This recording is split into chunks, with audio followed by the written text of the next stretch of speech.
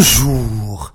Alerte danger à Dakar et sa banlieue, écrit Vox Populi. Les robinets crachent une eau noire et nauséabonde, si bien sûr l'eau coule même, car nos confrères révèlent que les quartiers comme Gueule Tapée, Médina Ouakam se plaignent de la qualité d'eau. Pendant ce temps, Parcelles, Guédiawaye, Rufisque sont assoiffés. Grand Yoff, écrit l'As, est assoiffé depuis 72 heures.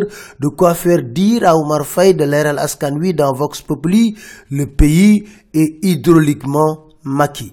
Djeriba, de l'exploitation de la SDE, tente d'expliquer pourquoi l'eau a cette coloration dans Vox Populi. Procès Khalifa Sall, les Échos nous disent Khalifa a révélé les crocs en jambes que la mairie a reçus de l'État. Ces nombreux projets à la mairie refusés par le pouvoir.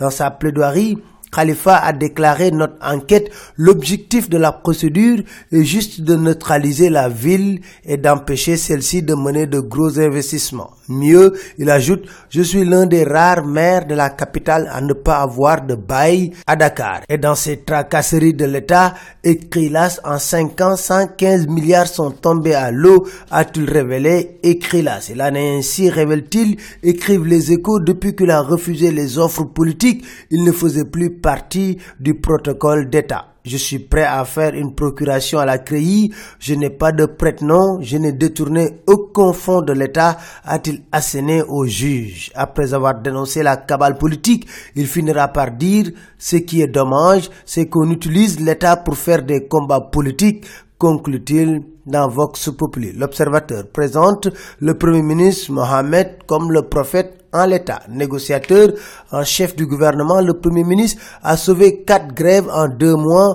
selon nos confrères. Mohamed Salsao, expert en administration publique, soutient que c'est sa position au centre du dispositif gouvernemental qui justifie sa crédibilité. Sauf qu'il y a un petit bémol, car Enquête nous dit, après leur rencontre avec le Premier ministre, le SAMES maintient son mot d'ordre de grève, les médecins campent sur leur position, écrit Vox Populi. Oumar Youm, directeur cabinet du président de la République, est irrité par la grève des enseignants. Dans Enquête, il déclare: il faut arrêter la surenchère et le chantage. Autoroute à péage, Eiffage se paie encore la tête des Sénégalais, révèlent les Échos. Les Sénégalais devront encore casquer à cause de nouvelles dispositions sur l'autoroute à péage.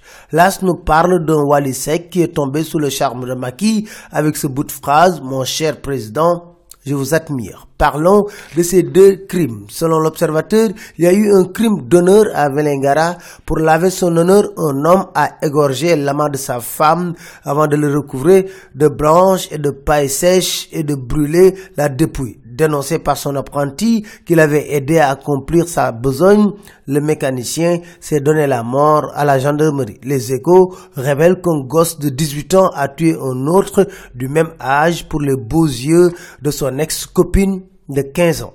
C'était tout, merci, très bonne soirée à tous.